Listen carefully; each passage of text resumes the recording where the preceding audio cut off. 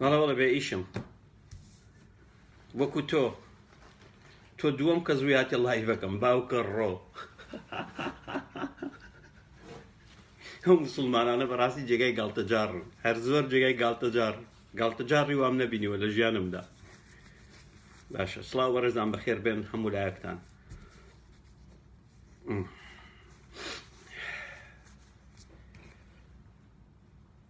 ئیشم بۆ چیە کاکە گیان؟ پیاوێک ملیۆنێر بە ئیشی بۆ چیە؟ بۆچ ئیشکەم؟ خۆ وەکو تۆ برسینی بچاوی چاوم، وەکو تۆ برسی بم؟ وەکو مەلاکانتان برسی بم؟ بچم خەڵک بگەوجێنم؟ نا، ئیمکانیەتم باشە و ڕۆژانە یەک دوو کاتژمێر بۆ خۆشی خۆم کار دەکەم و تەواو. ئەوی تر ژیانەکەم مەزبوطە وەکو پادشا دەژیم. یعنی بۆچی ئیش بکەم؟ ئیشکردنم ناوێت، بۆ زەوقی خۆم دێم بۆ ئیشکردن جار بەجار. بێتاقەت بم واز لە ئیش دەینم و دەگەڕێمە ماڵەوە و خەریکی خوێندنەوە دەبم و خۆ وەکو ئێوەم. کارەساتی ئێوە دەزانی چییە؟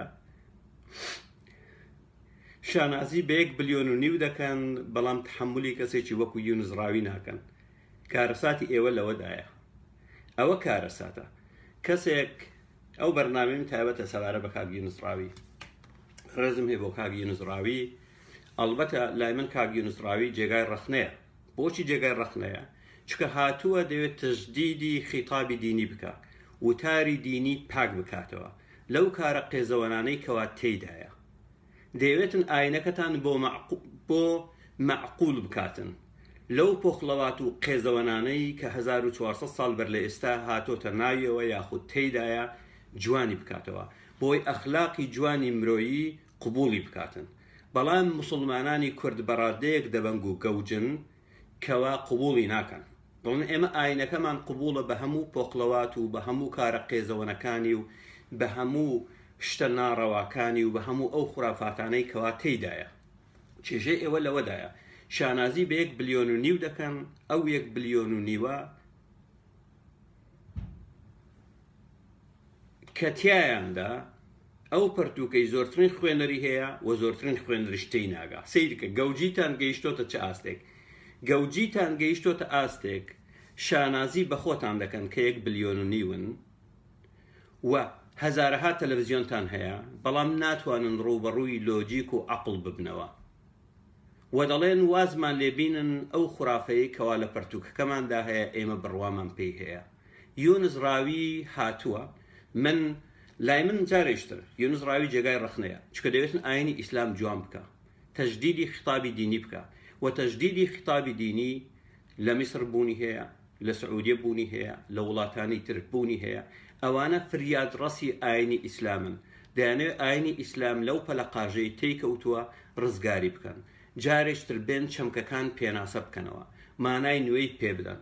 کاتێک کاک یونس ڕاوی دەڵێ شتێک نییە بە ناوی دۆزەخ بەو شێوەیە لە قورئان ئاماژەی پێکراوە و شتێکی مەجازیە، من بە کاک یونس ڕاوی دەڵم نەخر مەجازی نییە. کاتێک دەڵێ فەسلک و واتر تێیان ببڕن، بە فعلیش بەمانای تێیان ببڕن، لەبەرەوە ئەمە خوراافەیە. باشە، لەبەر ئەوە خوراافەیە. کاتێک کاک یونس ڕاوی دەڵێتن شتێک نییە بە ناوی معراج، دەگەڕێتەوە بۆ دەقی قورئانەکەتان، چکە قورئانەکەتان دەڵێتن محەممەد معجزەی نەبووە. ئێوە دەبیت لە نێوان خوراافە لەگەڵ دەقی قورئان ئەگەر هات و پێتان وایە دەقی قورئان دەقێکی خوداییە، دەی بڵێن محەممەد معجزەی نەبووە، چکە قورئان پێمان دەڵێ معجزەی نەبووە، بەڵام ئێوە دەبەنگن. جارێشتر ڕاستەکەی ئێمە لە قسە و باسەکانمان گوتومانە ئێوە کەرن، چوار گوێ درێژن، چوار پێن، دەبەنگن، گەوجن. بەڵام کاک یونس ڕاوی ئەو قسانەشی نەکردووە. کاک یونس ڕاوی هاتووە پێتان دەڵێ وەرن دەست بخەنە ناو دەستی یەک بۆ ئەوەی ئاینەکەتان لە مەرجی یەکجارەکی ڕزگار بکەین. هاتووە دووبارە پێناسەی چەمکەکان دەکاتەوە، بەڵام ئێوە قبوڵتان نییە، چکە پلەی کەرێتی گەیشتۆتە ئاستێک لە ناو ئێوەی مسلمانی کورد ڕاستەکەی تەسەوڕ ناکرێ. یونس ڕاوی ڕۆژێک لە ڕۆژان نەمبینیوە کە جوێنێک بدە، ئیهانەیەک بکە، سوکایەتێک بکە، بەڵام ئێوە ناتانەوێتن. چونکە خوراافە وەکو مناڵ ئاسا مناڵ زۆر حەزی لە خوراافەیە، چیرۆکی خوراافە. عەقڵی هەر هەمووتان لە ئاستی عەقڵی مناڵێکە، بەڵام چۆن؟ بە شێوەیەکی قێزەوەن. هەستان لە کوشتنە، هەستان لە بڕینە، هەستان لە ڕقوقینە، هەستان لەوەیە کە کۆمەڵگای مرۆیی بگەڕێتەوە سەردەمی وەلید کوڕی موغیرە کە لە پێش ئیسلامدا دەستی دز ببڕن، حکمی حرابە لەسەر خەڵک جێبەجێ بکەن، پێتان وابێ ژن ناقص العەقڵە، ژن بێ عەقڵە و هەتاوەکو دوای. کاک یونس ڕاوی هاتووە دەیەوێتن توڕاستەکەتان لە هەموو ئەم شتە قێزەوەنانە پاک بکاتەوە بۆ ئەوەی تۆزێک معقولی بکە، بیکا بە باڵندەیەکی معقول بۆ ئەوەی وجدان و ئەخلاقی مرۆڤ بتوانێت قبوڵی بکە. ئێوە دەڵێن نەخێر، دەستکاری مەکە و پەیوەندیت پێوە نەبێت. تاو مەوزوعەکە ئەوەندەی هیچ تر نییە. ئەجینا یونس ڕاوی ڕاستیەکەی کاتێک ئاماژە بە ناوی پێغەمبەرەکەتان دەکا بەو پەر ڕێزەوە ئاماژەی پێ دەکا، کاتێک ئاماژە بە قورئانەکەتان دەکا بەو پەر ڕێزەوە ئاماژەی پێ دەکا. و یونس ڕاوی قسەیەکی نەهێناوە لە خۆیەوە، هەر هەمووی لە توڕاستەکەتاندا هەبووە، دانە بەدانە. سەلەفی نییە، ئەوە کێشەی خۆتە. تۆ سەلەفی کێشەی خۆتە. بڕۆ لە تەلەڤیزیۆنەکەی عەبدولجەنس لەطیف قسە بکە، باشە؟ لە تەلەڤیزیۆنەکەی عەبدولجەنس لەطیف قسە بکە. سەلەفی تۆ جارێک زانی سەلەفی مانای چییە؟ هەی ماڵم بە قوڕ نەگرتووی ئێرەوە، من سەلەفیم. تۆ زانی سەلەفی مانای چییە؟ بەڵام لەگەڵ هەموو ئەمانەش یونس ڕاوی کەسێکە بە هەر 1 بلیۆنی و موسڵمان بە چارەجێک عەقڵی یونس ڕاویتان نییە. کەسێکی عاقڵ، تێگەیشتوو، خاوەن مەعریفە، پارێزەر، ئاشنایەتی هەیە بەدانەی پەرتووکەکان. من گوێم لێگرتووە کاتێک ئاماژە بە سەرچاوە دەکا، سەرچاوەی واتان بۆ دێنێ ئێوە ئەسڵەن نازانن ئەم کەسە چێیە وە لە کوێیە، کەی لەدایک بووە، ناوی پەرتووکەکە چییە. ئێوە تەنها جەماعاتی قل هو الله ئەحەد لەگەڵ ئەلحەمدوللان، شتێکی ترتان پێ نییە. و لە خلالی 3 ساڵی ڕابردوو لە ڕێگای لایڤەکانی خۆم ئەو ڕاستیم بینیوە، شتێک نازانن. لە ئێمە فێرە هەندێ مەعریفە بوون، لە ئێمەوە فێرە هەندێ مەعریفە بوون. لەبەرەوە ئێوە نابی دژایەتی یونس ڕاوی بکەن. Just give me 2 minutes, okay? I'll be with you. Okay, just leave it there. Thanks a lot. Thank you so much. Thanks a lot. Thank you. Thank you. لەبەرەوە ئێوە لە بڕی ئەوەی کە بێن دەستخۆشی لە یونس ڕاوی بکەن، بڵێن ئاینەکەمان لە پەلەقاژەیە، کەسێک دروست بووە کەوا دەوێت تەجدیدی خطابی دینی بکە، هاتون دەتانەوێت یونس ڕاوی بدەن بە دادگا. بەڵام کارەساتی گەورە لەوەدایە کە دەسەڵاتێکی بێسەروبەر لە کوردستانی باشووربوونی هەیە. ڕۆژانە لە 6,000 مزگەوت ئیهانە و سوکایەتی بە مرۆڤایەتی دەکرێت، 1 مەلا نادەن بە دادگا.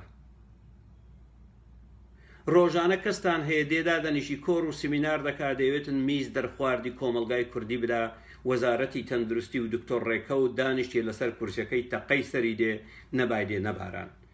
کەستان هەیە لە مزگەوتەکان خەڵک کۆ دەکاتەوە لە سەفی پێشەوە بۆ سەفی دواوە حیجامە دەکا کە زانست نیشانی داوە زەرەر و ژیانی زۆرە، وەزارەتی تەندروستی لە گوێیگادا خەوتیە. باشە، دەستگایەکتان هەیە بە ناوی دەستگای زانیاری و پاراستن، خەریکی تیرۆرکردنی کەسانی خاوەن مەعریفە و عەقڵ و هۆشمەندین لە کاتێکدا ڕێگای داوە بە مەلاکان بە کەیفی خۆیان ئیهانە و سوکایەتی بە خەڵک بکەن. باشە،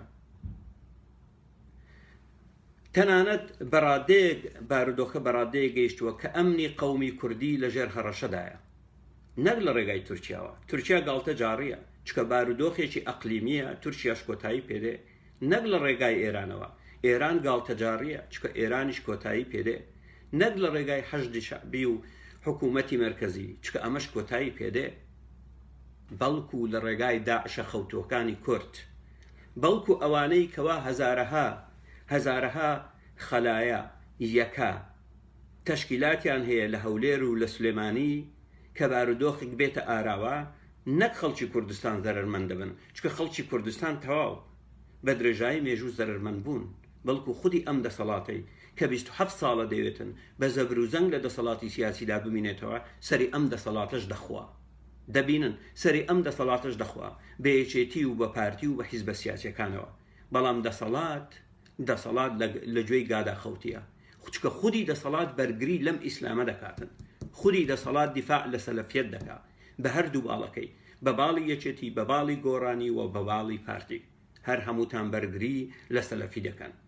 کەسێک ئێستاکە لە کوردستان ڕەخنەیەک لە ئیسلام بگرێتن، ڕەخنەیەک لە ئیسلام بگرێت بڵێ من بڕوان بە ئیسلام نییە، بە گوێرەی ئەو یاسایەکەوە لە عێراقێ و لە کوردستان هەیە دەتوانن بیدەن بەدادگا.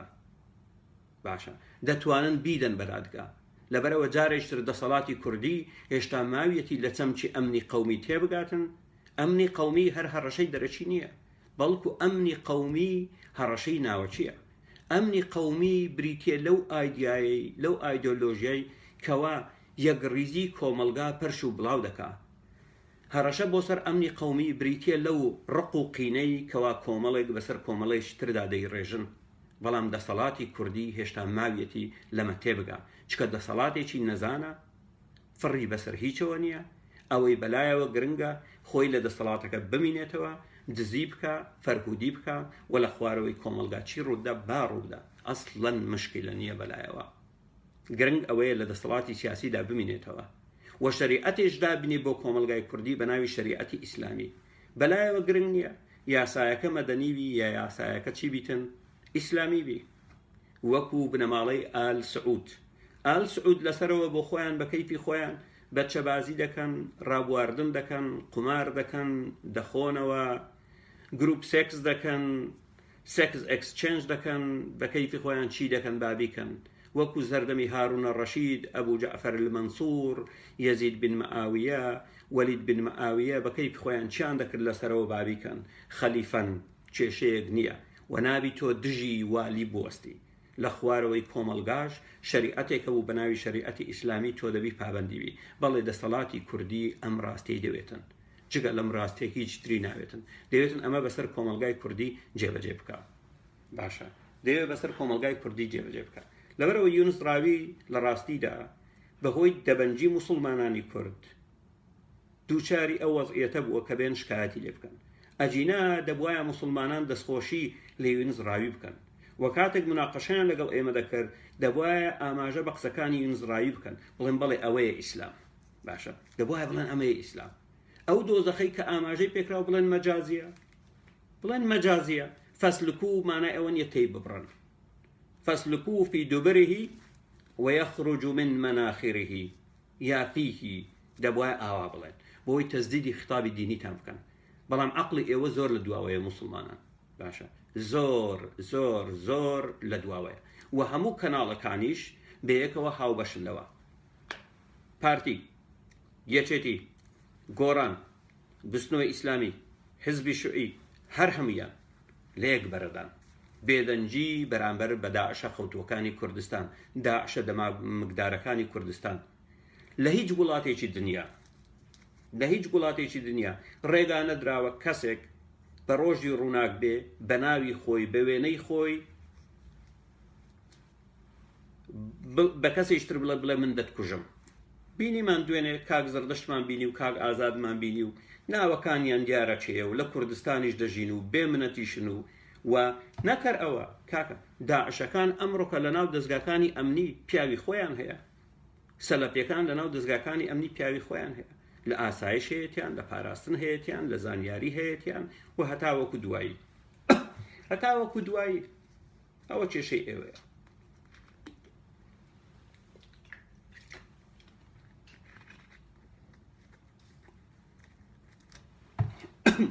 ئەلبەتە بەشێکیشی دەگەڕێتەوە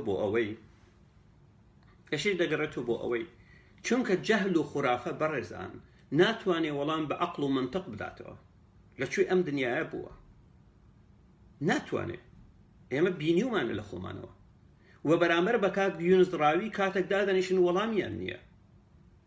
کاک یونس ڕاوی لە بەرنامەیەکدا کاتێک ئاماژەی بەوەی کرد کە بانگدان بدعەیە، حاجی کاروان لە تەنیشتی دانیشت بوو ئەسڵەن لە مەوزوعەکە نەیدەزانی، سەرچاوە و چۆنیەتی داهێنانی بانگدان نەیدەزانی چۆن هاتووە، هەردەگۆ لە شەعائیری دینیە نەیدەزانی، چکە ئەوانە اختصاسیان هێناوە لە بواری نیکاح، گانگانۆچێ، هەموو مەلاکانی کورد بڕۆ لە زانکۆیەک تەخەڕوجیان کردێ بە ناوی زانکۆی منهەجی نیکاح لەسەر سنەتی محەممەدی نازدار لە ژیانی دنیا و لە ژێر ئیلاه عەرشی ڕەحمان. تەواو ئەمە زانکۆکەتانە و هیچی تری لێ نازانن لەبەرەوە مەلاکان بەردەوام لە مزگەوتدا باسی نیکاح دەکەن شتێکی ترتان نییە و تەواو بڕایەوە یەک شتی ترتان نییە تۆ تەسەوڕکەن کەسانێک بە پەنجا بە چاری ناچار دەچن بۆ کولەی شەریعەت بە پاڵ پێوەنان لە فیزیا و لە کیمیا و لە ماتماتیک نازانن ئەگەر لە ماتماتیک بیان زانیایە خۆی مەلاکان دەبوایە بیان وەدوای پەکف ئەوە چییە خوداکەمان خۆ نەیزانیوە 2 لەسەر 3 زایدن 1 لەسەر 4 زایدن 1 لەسەر 8 ناکا بە یەک بە گوێرەی ئاەتی 11 و 12 و 176 سوڕەتی ئەننیسا مەوزوعەکە یەکلایی دەبەوە تەواو بڕایەوە بۆیان بەدیار دەکەوت کە قورئان لە نووسینی محەممەدی کوڕی ئامینەیە ئاو بێنەوە دەست بشۆ یعنی مەوزوعەکە زۆر ڕۆشنە وێرای ئەوەش مەلاکان هاتوون دەبەنگێک لەولاوە بابەتەکانی زەغلول نەجار وەردەگرێ کە مسڕیەکان بۆ گنەین دەمرن دەینن بۆ مەلایەک وەری دەجێڕن بۆ سەر زمانی کوردی دێ لە مزگەوت باسی دەکات معجزەی دابەزینی ئاسن لە سوڕەتی ئەلحەدید هێ بە کەرامەتم تۆ نازانی ئاسن یعنی فۆرموڵەی ئاسن چییە هێمای کیمیایی ئاسن چییە باشە من جارێکتر ڕاستەکەی چەند خاڵێک یەک پێویستە مسلمانان سوپاسی یونس ڕاوی بکەن کەم خودی خۆ من ڕەخنەم لێ هەیە لەبەر ئەوەی دەوێتن ببێ بە فریاد ڕەسی ئیسلام دەوێتن تەجدیدی خطابی دینیان بۆ بکە ئیسلام لەو پۆخڵەواتانە پاک کاتەوە ئیسلام پاک نابێتەوە چکە وەکو ئایدۆلۆژیایەکی سیاسی لەدایک بووە و تەنانەت مێژووی ئیسلام لە ئەوەلەوە بۆ ئەخیر درۆیە و لەسەر بنەمای نیکاح و شمشێر بڵاو بۆتەوە ئەمە یەک خاڵی دووەم بەدەسەڵاتی کوردی دەڵێم و بە هەموو حیزبە سیاسیەکان کوردستان پڕی بووە لە داعش و خەلای خەوتووی داعش و هەمویان داعشن و دەمامکدارن نەک تەنها سەردەمانێکە هەڕەشەیان بۆ سەر کۆمەلگای کوردی دروست کردیە بەڵام لە کۆتاییدا سەری ئێوە دەخۆن یەکێتی و پارتی ئەگەر هاتوو فریانەکەون تورکیا هەڕەشە نییە ئێران هەڕەشە نییە عێراق هەڕەشە نییە چکە تورکیا و ئێران و عێراق بارودۆخێکی ئەقلیمی و نێودەوڵەتیە ڕۆژگارێک دێ کۆتایی دێ ناتوانن دەست درێژی بکەنە سەر خاچی خەڵکانێکی تر کۆتایی دێ ئەوە بەڵام بە فەعلی ئیسلامیەکان هەڕەشەن دەبێت سنووریان بۆ دابندرێ باشە سێ دەبێت کار بکەن بە زووترین کار لە پێناو جیاکردنەوەی دین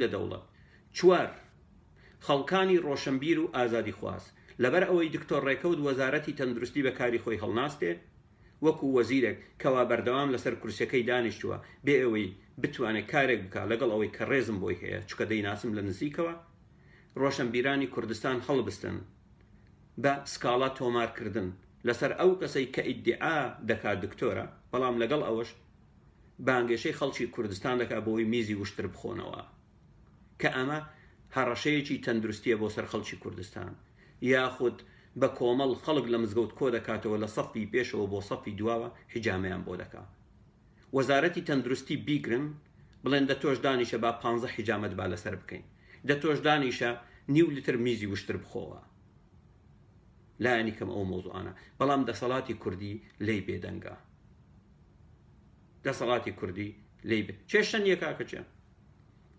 هانا تورکیا چێشە نییە بارودۆخێکی نێودەوڵەتی و کۆتایی پێدێ بارودۆخێکی نێو هەڕەشەیە بەڵام بەقەد ئیسلامیەکان هەڕەشە نییە کاکەجان بۆ سەر ئەمنی قەومی کوردی من نەمگوتی هەڕەشە نییە بەڵام بەقەد ئیسلامیەکان هەڕەشە نییە تورکیا دەزانێت پشتیوانی هەیە لە ناوخۆی کوردستان لەلایەن ئیسلامیەکانەوە ئەگەر بزانی پشتیوانی نییە ئەم کارە ناکە و بۆشی ناکرێ و بۆشی مەیسەر نابێت مەوزوعەکە ئالێرەیە مەوزوعەکە بە فەعلی ئالێرەیە دەبی سنووریان بۆ دابدرێ بۆ ئەو جانەوەرانە بۆ ئەو دڕندانە 1400 ساڵە توراسێکیان هێناوە لەسەر بنەمای درۆ باشە لەسەر بنەمای درۆ بڕۆن ئەو پەرتوکە بخوێنەوە کەوا من لە بەرنامەی پرسیار سوال جەری وەرشم جێڕاوە دوو بەشە Islam as it's seen by others Christian Jewish and Zoroastrian ئیسلام وەک ئەوەی بینراوە لەلایەن کەسانی ترەوە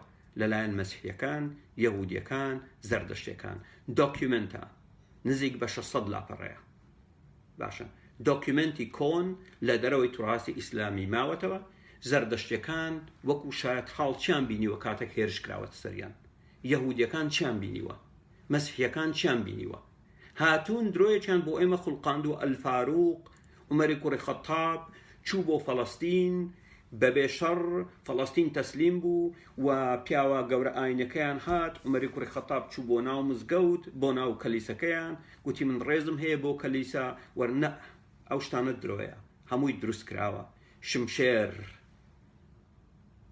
سەراسیرەکان، سەراسیر، تەنانەت سەراسیر بەڕێزان لە بیدایەت شتێک نەبوو بە ناوی ئیسلام، بە ناوی سەراسیر لە سەڕاقین. باشە، سەراسین لە سەڕاقین هاتیە، واتە دز و جەردەکان. دز و جەردەکانی محەممەد، دز و جەردەکانی محەممەد کەوا هاتوون بۆ مەوزوعی نیکاح و غەنیمە، شتێکی تر بوونی نەبووە، تەواو شتێکی تر بوونی نەبووە. دواتر لە سەردەمی عەباسیەکان هاتوون سەبەر سەبەر ئاینێکیان دروست کردیە بە ناوی ئاینی ئیسلام. ئاینی ئیسلام. باشە، ئەرێ چۆن گوو بکەم با فەرمودەیەک دروستکەین. ڕاستەکەی پێغەمبەری نازدارمان کاتێک دەچوو بۆ گووکردن، جارێکیان ئەبوو هوڕەیرە بە دوای قوونی کەوتبوو. پێغەمبەر دوای ئەوەی گووەکەی کرد، هۆی ئەبوو هوڕەیرە هەیە سێ بەردانم بۆ بینە، ئێسقم بۆ مەینە لەگەڵ پاشەڕۆی ئاژەڕ. باشە، چۆن دەست نوێژ بشۆین؟ ئەو شتانە هیچتان نەبووە، هەمووی دروست کراوە و مێژووەکە لە دروستکردن و تەنانەت دەقەکانی قورئانیشتان گۆڕانکاری بەسەرداهاتیە و هەتاوەکو دوایی. لەبەر ئەوە ئەگەر دەتانەوێت بۆ مەسائیلی ڕۆحی پێویستان بە ئاینێکەیە، چکە تاوەکو مرۆڤی دەبەنگ و گەوج و نەزان و ساویلکە لە کۆمەلگا مابن، پێویستیان بە مەسائیلی ڕۆحیە. لەبەرەوە بڕۆن لە خوایەکی محتەرەمتر بگەڕێن. باشە، هیچ خودایەک نییە کەوا کەون و کائیناتی دروست کردبی بڵێ بڕۆ دەست درێژی سەکسی بکە لە ژێرناوی ملک اليمین. والمحصنات من النساء إلا ما ملكت أيمانكم كتاب الله عليكم. ئەمە کارەساتە، ئەمە کارەساتە. نابی هەر کەسێک کەوا خودای خۆش بووێ ڕێگا بدا کە ئەو خوێڕی و سەرسەریانە بڵێن ئەم دەقە دەقێکی خوداییە. باشە، ئەم دەقە دەقێکی خوداییە. باشە، من دەستخۆشی لە کاک یونس ڕاوی دەکەم بەو هەموو سەرنج و ڕەخنانەی کەوا هەمە، چکە هەوڵی پاکردنەوەی تڕاستی ئیسلامی دەدا. بەڵام لەگەڵ ئەوەشدا من تا سەر ئێسقان پشتیوانی لە کاک یونس ڕاوی دەکەم و هێرشکردنە سەر کاک یونس ڕاوی هێرشکردنە بۆ سەر ئازادی بیرروڕا و عەقیدە. پێویستە هەموو کەسێکی ئازادی خواست ڕۆشنبیرانی کوردستان سەبارەت بەم بابەتە بێنە دەنگ، هیچی تر ڕێگا نەدەن کە موسڵمانان کۆنەپەرستان دەبەنگەکان بیانەوێ کۆمەلگا بە عەقڵی گونی خۆیان هەڵبسوڕێنن، نادێ ڕێگا پێ بدرێ هیچی تر. کارەساتەکە لەوەدایە ناوی لە خۆی نایە سەلەفی، دەبەنجێکە نازانی سەلەف مانای چییە. ئەوە کارەساتەکەیە، ئەوە کارەساتەکەیە. باشە، حەنەفیە نازانی حەنەفی مانای چییە، بە کەرامەتم نازانی ئیمام حەنیفە چێ بووە و نازانی بۆ نمونە منهەجەکەی چی تێدایە و چی تێدا نییە. کێشەکە لەوەدایە. دەڵێ سوننەمە و نازانی خلافی سوننە لەگەڵ شیعە چییە. ڕەنگ بێگوێی لێبێ عەلی بکوڕی ئەبی تاڵبەتەوە، ڕەنگ بێ ئەوە بزانی. کۆمەلگای کوردی کارەساتە کاکە، کارەساتە. ئەوانە کارەساتێکی زۆر گەورەیە کەوا تووشی ملەتی ئێمە بووە، ملەتی ئێمە بووە.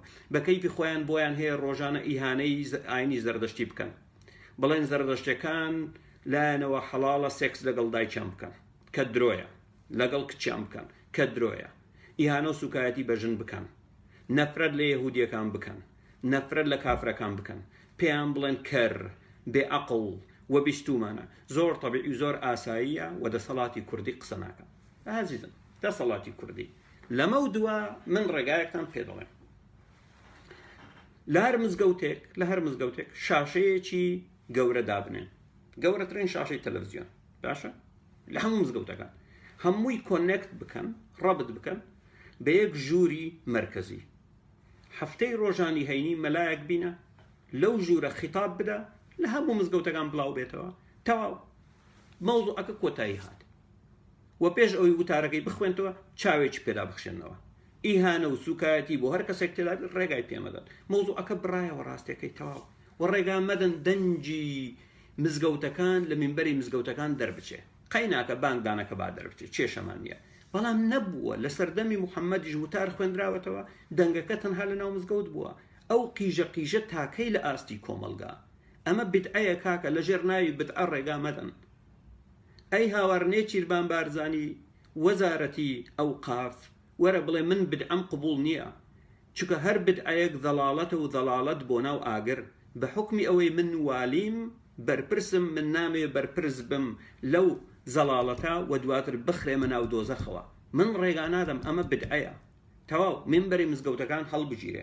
چونکە لە سەردەمی پێغەمبەری نازدارمان صلی الله عليه وسلم مینبەر نەبووە دەنجی مزگەوت لە ناو مزگەوت بووە من ڕێگا نادەم بۆ بدعەیە چکە من نامێ بسووتێم لە دۆزاخ یاڵەدەی مینبەری مزگەوتەکان هەڵبگرن قسەی خۆتان لە ناو مزگەوت بکەن دواتر تەلەڤیزیۆنتان هەیە کاکە تەلەڤیزیۆنی کۆمەڵی ئیسلامی چەندەها بەرنامە ئیسلامی هەیە دەگوێزرێتەوە بۆ ماڵەکان یەکگرتو ئیسلامی هەیەی سەلەفیەکان هەیەە بزنەوەی ئیسلامی هەیەی تەنانەت تەلەڤیزیۆنی خودی پارتی مەلای ئاینی دەینێ و گۆڕان بەردەوام مەلای هەیە و فڵانە کەس مەلای هەیە و پێویست ناکە یعنی کۆتایی پێ بنن بە وەزعیەتەی ئەخر تۆ چۆن ڕێگا دەدەی لە مینبەری مزگەوتەکان شیڕەشیڕی مەلا دەربچێ مناڵێکی تەمەن 6 ساڵی گوێی لێبێ کاتێک نەفرەت دەکەن لە یەهودی کاتێک نەفرەت دەکەن لە کەسێک کەوا مەشروب دەخواتەوە نەفرەت دەکەن لە ژنان ڕق و قین بڵاو دەبنەوە تۆ تەسەور کە پەروەردەی ئەو مناڵە چۆن دەبێتن هەر لەبەرەوەش دەبین ڕۆژانە مناڵە لووسکە دەبینین غیلمان و ولدانەکان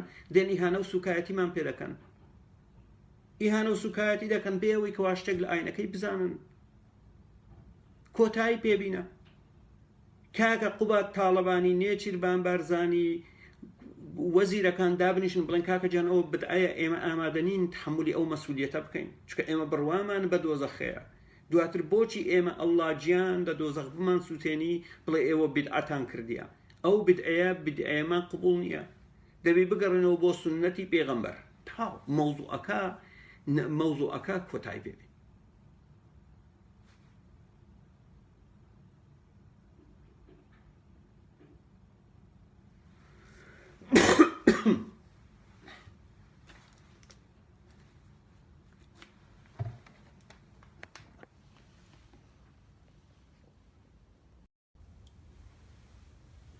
خاتونان سوپاسی ئەو بزنە بکەن هەرچەنە بزن نییە و بەرخە بەڵام ئەو بزنە بوو کەوا ئاەتەکانی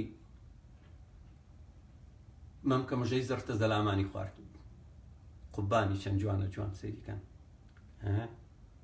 سەیریکەن ئەتوویە تو ئەی چۆن تۆ بووی تحەدای ئەڵڵات کرد و ئاەتەکانی مەمکە مژەی زەرتە زەلامان خوارد ئەی چۆن ئەی سەیریکە چەند جوانە قوبانی ئەرێوە ئەڵڵا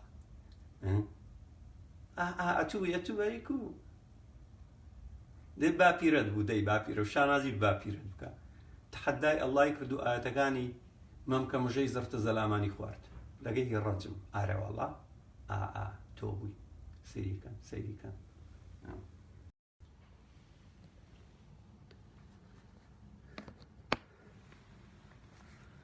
باشە بەڕێزان من